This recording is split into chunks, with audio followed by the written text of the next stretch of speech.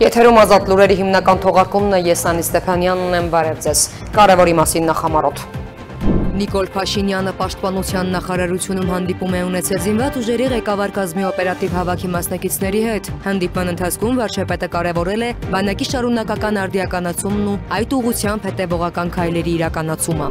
Թուրքիայի արտաքին գործերի նախարարությունը Երևանի եւ Բաքվի հետ խորհրդակցություն է անցկացնում։ Անտալիայի դիվանագիտական ֆորումի շրջանակում Ադրբեջանի եւ Հայաստանի ներկայացուցիչների հանդիպման կազմակերպման վերաբերյալ ՆԱՏՕ-ի խորհրդարանական վեհաժողովում Թուրքիայի ներկայացուցիչ Մևլութ Չավուշօղլուի հայտարարությունը։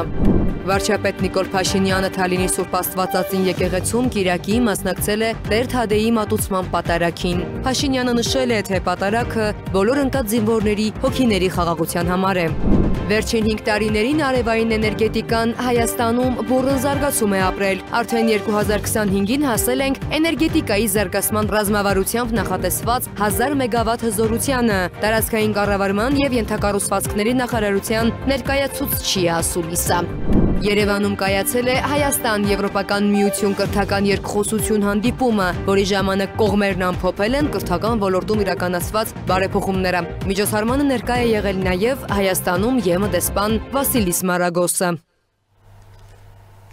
Նիկոլ Փաշինյանը պաշտպանության նախարարությունում հանդիպում է ունեցել զինված ուժերի ղեկավար կազմի օպերատիվ հավաքի մասնակիցների հետ։ Հանդիպման ընթացքում վարչապետը կարևորել է բանակի շարունակական արդիականացումն ու այդ ուղղությամբ հետևողական քայլերի իրականացումը։ Այդ համատեքստում անդրադարձ է կատարվել զինված ուժերի զարգացման ռազմավարական տեսլականին, անվտանգության նոր միջավայրի գնահատմանը, արդյունավետ կառավարմանը, մարդկային ռեսուրսների զարգացմանը եւ այլ հարցերի։ Երկրի ղեկավարը նաեւ պատասխանել է զինված ուժերի ղեկավար կազմին հետաքրքրող հարցերին։ Անվտանգության խորհրդի քարտուղար Արմեն Գրիգորյանը եւս մասնակցել է զինված ուժերի ղեկավար կազմի հետ անցկացվող օպերատիվ հավաքին, ներկայացրել համապարփակ պաշտպանության եւ անվտանգության համակարգի տեսլականն ու դրա շուրջ տարվող աշխատանքները։ Ադրբեջանի արտգործնախարար Ջեյհուն Բայրամովը հայտարարել է, որ 2023 թվականի սեպտեմբերյան հարձակման մասին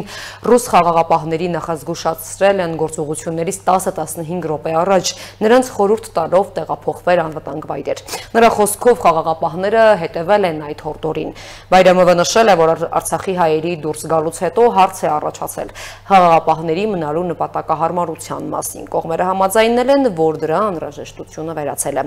Նա հավելել է, որ Ադրբեջանը 2025-ի մայիսին նախատեսված ժամկետից շուտ 2024-ի ապրիլի 30-ին պաշտոնական նոտա է ուղարկել Մոսկվային խաղաղապահների մանդատը չեղարկելու վերաբերյալ։ Ադրբեջանը հայտնվել է Թուրքիայում Երևանի եւ Բաքվի ներկայացուցիչների հնարավոր հանդիպման մասին է հայտնել։ Թուրքիայի արտաքին գործերի նախարարությունը կողմերի հետ խորհրդակցություններ է անցկացնում։ Անտալիայի դիվանագիտական ֆորումի շրջանակում Ադրբեջանի եւ Հայաստանի ներկայացուցիչների հանդիպման կազմակերպման վերաբերյալ ԱՊԱ-ի թուրքական գրասենյակին հայտնել է ՆԱՏՕ-ի խորհրդարանական վեհաժողովում Թուրքիայի ներկայացուցիչ Մևլութ Չավուշօղլուն։ Նա հույս է հայտնել, որ հանդիպումների արդյունքում հնարավոր կլինի հասնել կոնկրետ արդյունքների։ Նշենք, որ Անտալիայի 5-րդ դիվանագիտական ֆորումը տեղի կունենա հաջորդ տարվա ապրիլի 17-ից 19։ Հայաստանի հետ մեր հարաբերությունների կարգավորման գործընթացը ընթանում է Ադրբեջանի հետ սերտ համակարգմամբ, հայտարարել է Թուրքիայի նախագահ Ռեջեփ Թայիփ Էրդողանը Բաքվից վերադառնալուց հետո լրագրողների հարցերին պատասխանելու ժամանակ։ Էրդողանը գոհունակություն է հայտնել ընթացող գործընթացների առնչությամբ։ Խաղաղության քամիներ են փչում ու Թուրքիան ողջունում է դա, ասել է նա։ Էրդողանը հավելել է, որ Անկարան պատերազմի հենց սկզբից պատրաստ է եղել սատարել Բաքվին։ Նա նաև ընդգծել է, որ տարածաշրջանում հակամարտության ավարտից հետո խաղաղության եւ զարգացման միտումները ամրապնդվում են։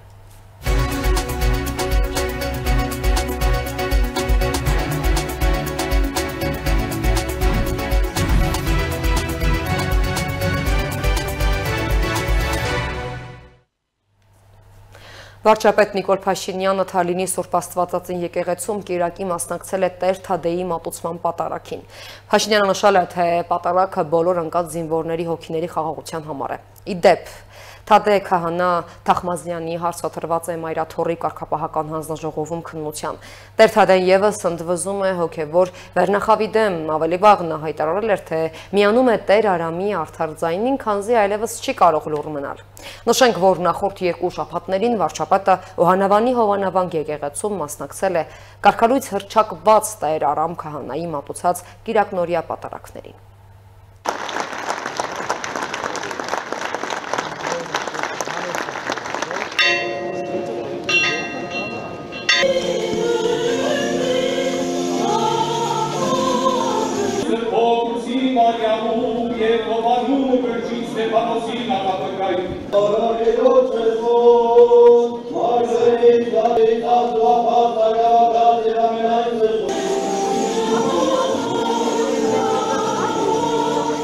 Հայրենիքի համար ընկած զինվորների հոգիների խաղաղության համար առ Աստված աղոթ քննչեց Թալինի Սուրբ Աստվածածին եկեղեցում։ Տեր Թադե Քահանա Թախմազյանի մատուցած Սուրբ եւ անմահ պատարագին ներկա էր նաեւ վարչապետ Նիկոլ Փաշինյանը, նախարարների, պատգամավորների եւ բարձրաստիճան այլ պաշտոնյաների ուղեկցությամբ։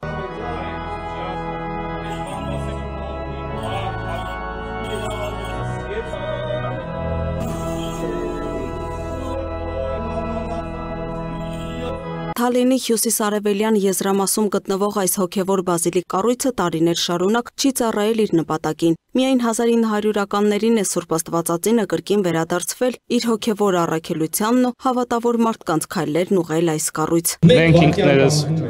Մենք ինքներս որպես հավատավոր ժողովուրդ, հավատավոր անձինք, այդ թվում նաև եկեղեցին իր ներսից հոգևոր նորոգման ճանապարհին ենք եւ հուսան այս ճանապարհին եկեղեցին առաջին հերթին իր ներսից կմաքրվի եւ այն անձինք եւ եկեղեցու հետ եւ Աստծո հետ կապ ունեցող սուբյեկտները վերջապես կազատեն վերարեն։ Իդեպ վարչապետ Նիկոլ Փաշինյանի ավելի վաղ արված պատարագին մասնակցելու վերաբերյալ հայտարարությունը բազմաթիվ մարդկանց համար դարձավ Թալինի Սուրբ Աստվածածին եկեղեցում օրհնություն ստանալու հրավեր։ Վաղ առավոտյան այստեղ արդեն իսկ հավաքվել էր մարդկանց բազմություն, անկախ քաղաքական դիրքորոշումներից։ Ներկաները վստահեցնում են, եկեղեցու նորոգման հարցում պետք է միասնականություն դրսևորել։ Ես գլուխ եմ խոնարհում Արցախյան հերոսամարտի քարոյա պատերազմի, 44-օրյա պատերազմի եւ Արցախի տեղահանության օրերին իրենց կյանքը զոհաբերած բոլոր մեր նահատակների հիշատակի առջև։ Ես ինքս որոշեցի, որ գամ այսօր, որտեղ որ վարչապետն է եւ երբևիցե չեմ եղել նմանատիպ միջոցառման եւ ուզեցի ինքս ներկա գտնվեմ, տեսնեմ այս կողմի ժողովրդից, քանի որ ընդդիմադիր դաշտի ժողովրդին ճանաչում եմ, ուզեցա նույն իմ աչքով տեսնեմ ինչպիսի տրամադրություն է, տրամադրվածություն է մարդկանց մոտ եւ կարող եմ ասել, որ խաղաղությունը ամենակարևորն է, որը պետք է հաղթի, խաղաղություն լինի, բարին հաղթի, սերը հաղթի։ Մենք քրիստոնյա ազգ ենք եւ մենք պարտավոր ենք համերաշխությունը սերմացնենք մեր ազգի մեջ։ Իսկական քրիստոնեությունը, իսկական սերը տարածվի մեր ժողովրդի մեջ։ Լիովին կիսում եմ վարչապետի մոտեցումը նրա մասին, որ հայ առաքելական Սուրբ եկեղեցին այս պահին կաթողիկոս չունի, Կտրիչ Ներսյանը կարգալույծ է արված հայ ժողովրդի կողմից եւ դրա ապացույցը արդեն երկրորդ Սուրբ պատարակն է, որում իր ուրեմն անունը չի հնչում, որովհետեւ սրբապիղծների անունները չպետք է հնչի Սուրբ պատարակի ժամանակ, եւ սա արդեն երկրորդ ազատագրված պատարակ եւ եկեղեցին է, մենք գնում ենք առաջ եւ ավարտվելու այս գործընթացը, ինչպես վարչապետը ասել է, Մայրաթոր Սուրբ Էջմիածնի ազատագրումով, ժողովուրդը սպասում է իր կոչին եւ այն բազմամարդությունը, որը մենք այսօր այստեղ տեսանք եւ այն աջակցությունը ժողովրդի, որը կա վարչապետի հանդեպ եւ այս իր արդար գործի հանդեպ եւ մեր եկեղեցուն աջակցություն է սա իհարկե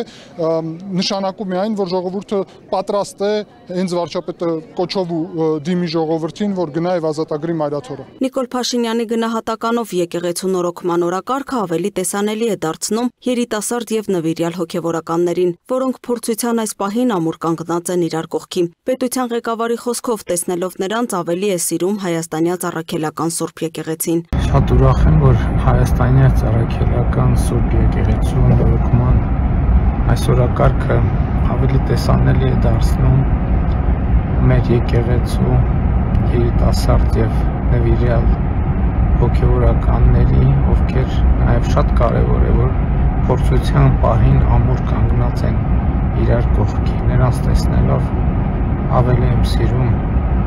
հայաստանյա ծառայելական մեր Սուրբ եկեղեցին։ Վարչապետ Նիկոլ Փաշինյանը նոյեմբերի 16-ին Վայոց ձորի Խաչիկ գյուղի Սուրբ Աստվածածին եկեղեցում կմասնակցի նաև Տեր Հովհաննես Քահանա Մաթևոսյանի ձեռամբ մատուցվող Սուրբ եւ անմահ պատարագին։ Լուսինե Գրիգորյան, Տիգրան Ղազարյան, Free News Ազատ լուրեր։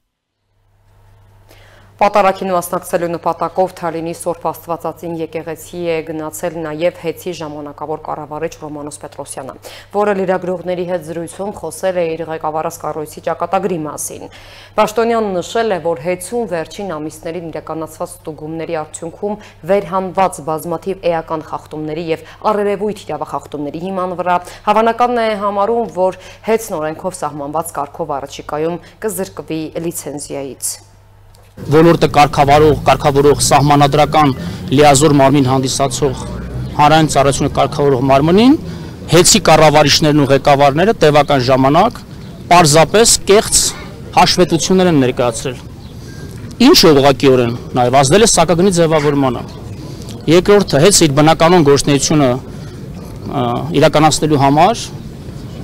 իր կողմից իրականացվող գնումների, մատակարարումների, ձեռքբերումների գործընթացները արել է խիստ կողմնակալ, խտրական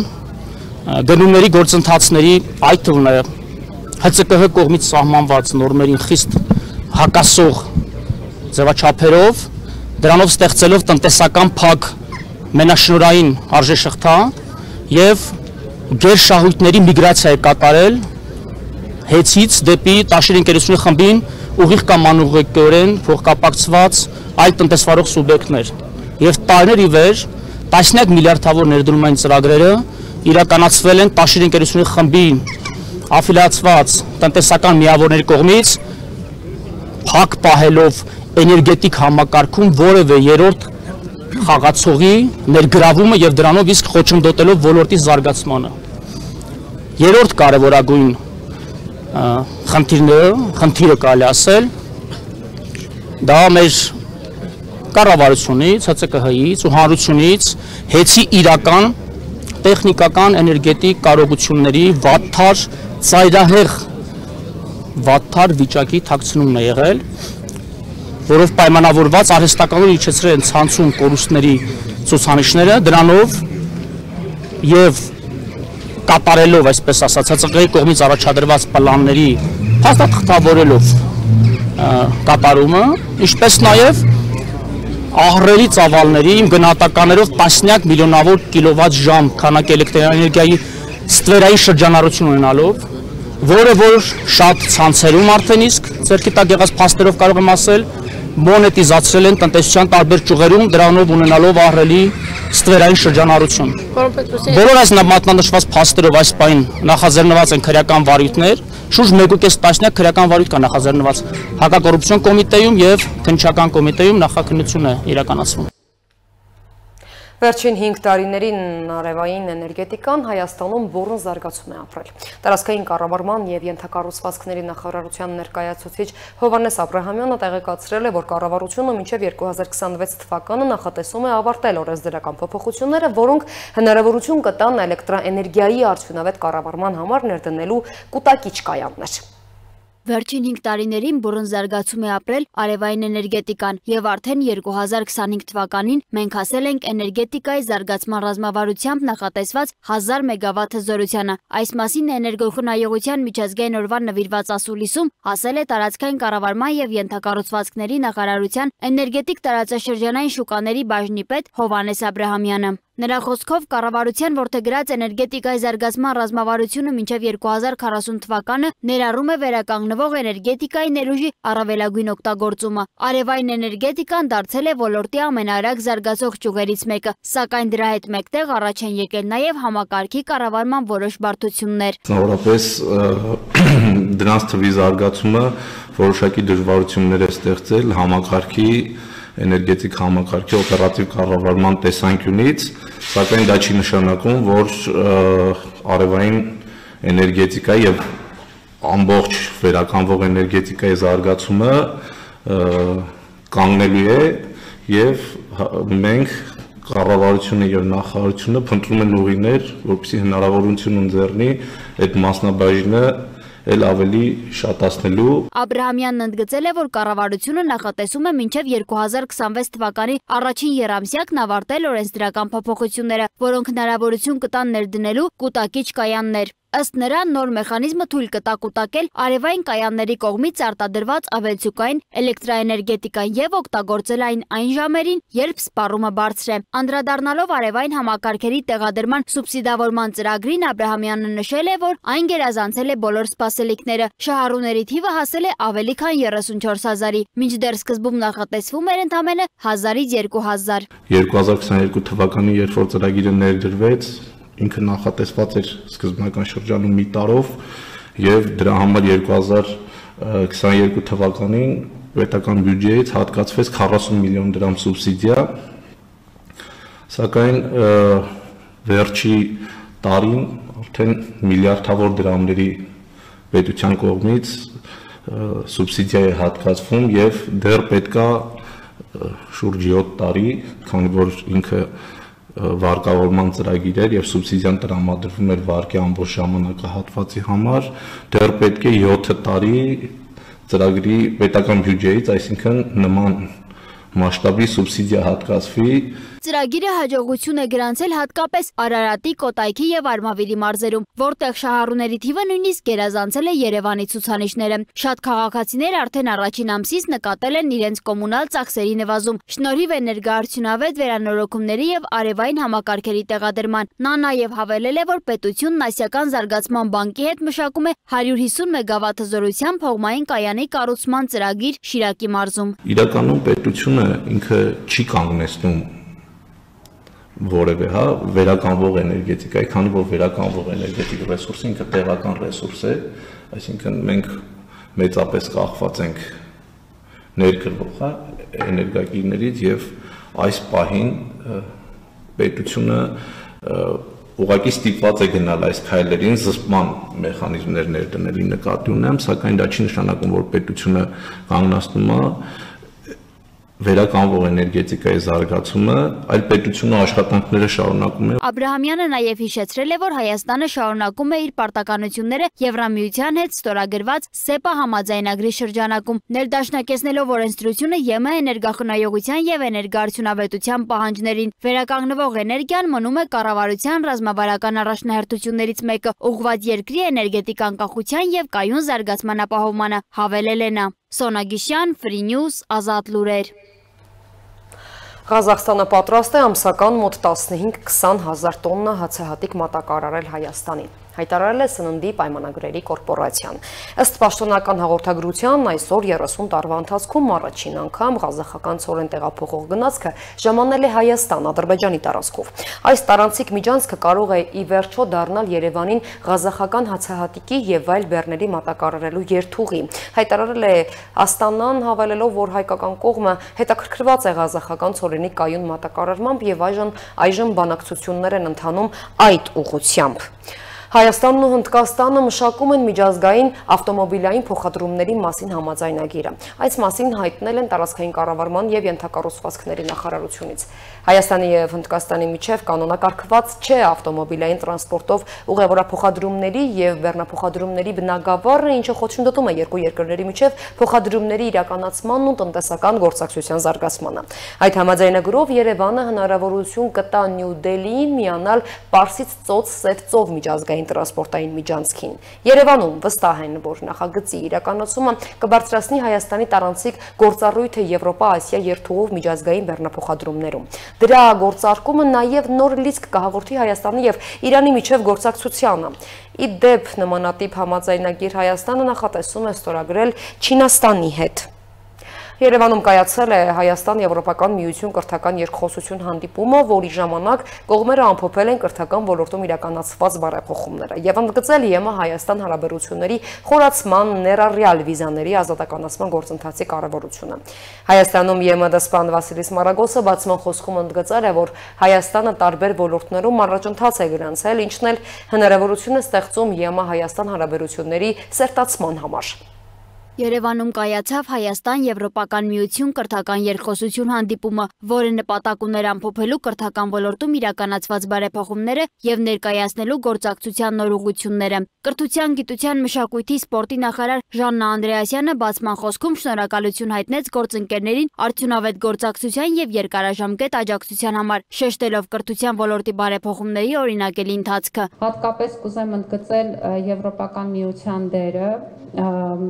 մեր կրթական ոլորտի համագործակցության տեսանկյունից մենք Եվրոպական միության հետ ըստ էության տևական ժամանակ է, որ աշխատում ենք Հայաստանում կրթության ոլորտի բարեփոխումների շուրջ եւ մասնավորապես հանրակրթության ոլորտի բովանդակային բարեփոխումները սկիզբ են առել հենց մեր համատեղ ծրագրերի շրջանակներում եւ պետք է նշեմ, որ այդ բարեփոխումները այսօր արդեն արձանագրել են արդյունքներ, որոնք օրինակելի են եւ ուսանելի են տարբեր երկրների համար։ Անդրեասյանը հատուկ անդրադարձավ նոր ընդունված բարձրագույն կրթության եւ գիտության մասին օրենքին, այն անվանելով երկար սպասված ու նշանակալից քայլ։ Դա մի աշխատանք էր, որին գրեթե ոչ ոք այլևս չէր հավատում, որ կամփոփվի, որովհետեւ տևական ժամանակ է, որ ձգվում էր օրենսդրական փոփոխությունների այդ փաթեթը եւ այսօր արդեն իրողություն է։ Այսօր ներկայացված է հանրային քննարկման նաև գիտության ոլորտի զարգացման ռազմավարությունը, որը մեր էլի կարևորագույն փաստաթղթերից է։ ԵՄ դեսպան Վասիլիս Մարագոսն էլ շնորհավորեց Հայաստանի կրթական համակարգի բարեփոխումների ընթացքը, նշելով, որ այն ընդգրկում է բոլոր մակարդակները, նախադպրոցականից մինչև բարձրագույն կրթություն։ Հայաստանի իրականացրած բարեփոխումների ծավալը տպավորիչ է։ Կարևոր է, որ փոփոխությունները լինեն համակարգված, ապահովելով կրթական մակարդակների փոխկապակցվածությունը։ Երբ միջնակարգ կրթությունը որակյալ է, այն ամրապնդում է նախնական կրթության արդյունքները եւ հիմք է ստեղծում մասնագիտական ու բարձրագույն կրթության հաջողության համար։ Դեսպանը նաև խոսեց թվային եւ արհեստական բանականության դարաշրջանի նոր մարտահրավերներից, ընդգծելով, որ կրթությունը չի կարող անտեսել արհեստական բանականության դարաշրջանը։ Ըստ Վասիլիս Մարագոսի, այսօրվա կարևոր խնդիրներից մեկը երիտասարդներին եւ ուսուցիչներին նոր հմտություններով օժտելն է, միաժամանակ ապահովելով դրանց անվտանգ ու էթիկական կիրառումը։ Միաժամանակ նա կարևորեց ԵՄ Հայաստան գործակցության ընդլայնումը, ընդգծելով, որ կրթական ոլորտում հաջողությունը հիմք է դառնում նաև այլ հարթակներում հարաբերությունների խորացման համար։ Մենք տեսնում ենք Հայաստանի շարունակական առաջընթացը տարբեր ոլորտներում, կրթությունից մինչև կառավարական բարեփոխումներ, եւ հենց այսպիսի հետևողական աշխատանքներն են, որ մեզ թույլ են տալիս վստահությամբ խոսել ԵՄ Հայաստան հարաբերությունների խորացման, ներառյալ վիզաների ազատականացման մասին։ Սա կլինի մեր գործընկերության տրամաբանական հաջորդ քայլը։ ՅՈՒՆԻՍԵՖ-ի ներկայացուցիչ Քրիստինե Վայգանդն իր խոսքում շեշտեց, որ կրթական բարեփոխումների առանցքում պետք է լինի մարդկային կապիտալի զարգացումը։ Մենք տեսնում ենք Հայաստանի շարունակական առաջընթացը տարբեր ոլորտներում, կրթությունից մինչև կառավարման բարեփոխումներ, եւ հենց այսպիսի հետևողական աշխատանքներն են, որ մեզ թույլ են տալիս վստահությամբ խոսել ԵՄ Հայաստան հարաբերությունների խորացման, ներառյալ վիզաների ազատականացման մասին։ Սա կլինի մեր գործընկերության տրամաբանական հաջորդ քայլը։ Նա նաև ընդգծեց, որ կրթության ռազմավարության իրականացումը պահանջում է միավորված ջանքեր պետական մարմինների, միջազգային կառույցների եւ հասարակության գործակցությամբ։ Հանդիպման ընթացքում ներկայացվեցին նաև կրթական ոլորտի ընթացիկ նախաձեռնությունները, բյուջետային աջակցության ծրագրերը եւ նոր ռազմավարական փաստաթղթերը, որոնց նպատակն է բարձրացնել կրթության որակը եւ ապահովել համաչափ զարգացում ամբողջ համակարգում։ Կրթական երկխոսության նման ձևաչափերն, ինչպես ընդգծեցին բանախոսները, դառնում են արդյունավետ հարթակ պետական եւ միջազգային գործընկերների համատեղ աշխատանքի, փորձի փոխանակման եւ կրթական քաղաքականության միասնական տեսլականի ձևավորման համար։ Սոնա Գիշյան, Free News, Ազատ լուրեր։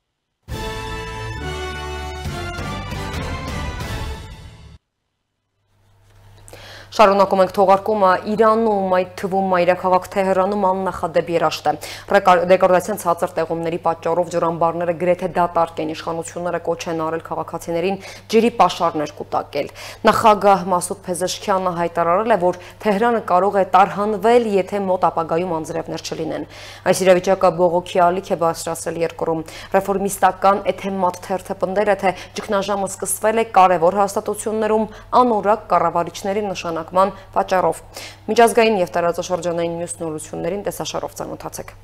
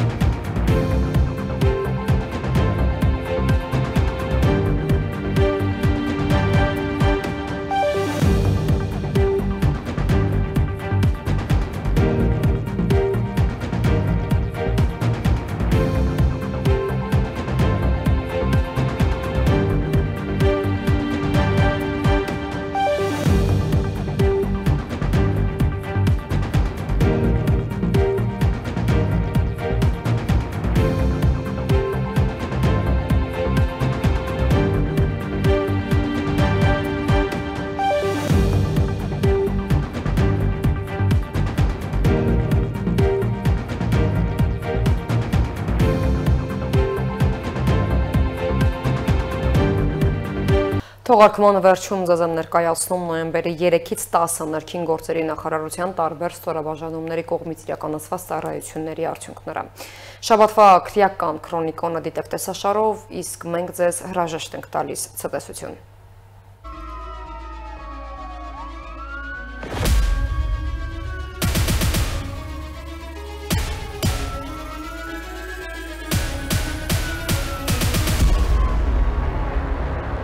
Մայրաքաղաքում եւ մարզերում բարեկային ծառայության իրականացրած միջոցառումների արդյունքում արձանագրվել է ճանապարհային երթևեկության կանոնների 19045 խախտում։ Պահպանվող հատուկ տարածք է տեղափոխվել 437 տրանսպորտային միջոց, հայտնաբերվել է 431 ոչ սթափ վարորդ, 673 անձ առանց վարորդական իրավունքի վկայականի։ Ընդհանուր առմամբ տարբեր խախտումներով եւ կասկածանքով համայնքային ոստիկանության բաժիններ է տարվել 138 քաղաքացի։ Պետությունում բացահայտվել է 780 հանցագործություն, այդ թվում 206 առանց վարորդական իրավունքի մեքենա վարելու դեպք, թմրանյութի հայտնաբերման 101, ֆիզիկական ներգործության 48, խարդախության 47, մարմնական վնասվածք պատճառելու 44, անձնական ունեցվածքի գողության 35, հոգեկան ներգործության 33, նաև այլ հանցագործություններ։ Նախկինում կատարված 35 հանցագործություն եւս բացահայտվել է։ Հայտնաբերվել է 48 հետախուզվող, 5 անհետ կորած, արձանագրվել է զենք զինամթերքը կամավոր հանձնելու 10 դեպք։ 7 օրում գրանցված 107 ավտովթարի հետևանքով զոհվել է 8 մարդ, վնասվածք ստացել 130-ը։ Ներքին գործերի նախարարության փրկարար ծառայության ճգնաժամային կառավարման ազգային կենտրոնում շաբաթվա ընթացքում գրանցվել է 485 դեպք, 230-ը արտակարգ։ Մասնավորապես հրդեհի 139, հրդեհի ծագման սպառնելիքի 35, ճանապարհատրանսպորտային պատահարի 73, կենցաղային կանչի եւ այլ դեպքեր։ Եղանակային պայմաններով եւ այլ գործոններով պայմանավորված գրանցվել է տրանսպորտային միջոցների արգելափակման 5 դեպք։ Փրկարարներն օգնություն են ցուցաբերել 10 քաղաքացու։ Փրկարարական գործողությունների արդյունքում փրկվել է 3 մարդ։ Երևանի քրեական ոստիկանները հայտնաբերել են ապօրինի պահվող զենքեր, զինամթերք ու թմրանյութ, 29 անձ ձերբակալվել է։ Հանցավորության կանխարգելման միջոցառումների շրջանակում ներքին գործերի նախարարության ոստիկանությունը շարունակում է աշխատանքները ապօրինի զենք զինամթերքի հայտնաբերման ու առգրավման ուղղությամբ։ Ոստիկանությունում ստացված օպերատիվ տվյալների հիման վրա հերթական միջոցառումն են իրականացրել քրեական ոստիկանության ծառայողները։ Քրեական ոստիկանության գլխավոր եւ Երևան քաղաքի վարչությունների ծառայողները ստացել էին օպերատիվ տեղեկություններ մի շարք անձանց վերաբերյալ, որոնք տանն ու ավտոմեքենայում ապօրինի պահում են զենք զինամթերք։ Օպերատիվ հետախուզական լայնածավալ միջոցառումների արդյունքում նախաձեռնվել են քրեական վարույթներ, որոնց շրջանակներում խոզարկություններ են կատարվել տարբեր անձանց պատկանող 47 հասցեներում եւ 9 ավտոմեքենաներում։ Հայտնաբերվել են ատրճանակներ, զինամթերք, նաեւ թմրանյութ, կոկային, մարիխուանա եւ մեթադոնային լուծույթ։ 29 անձ ձերբակալվել եւ ներկայացվել է նախաքննական մարմին։ Նախաքննությունը շարունակվում է։ Լոռու մարզի քրեական ոստիկանները սպանության դեպք են կանխել, 5 անձ ձերբակալվել է։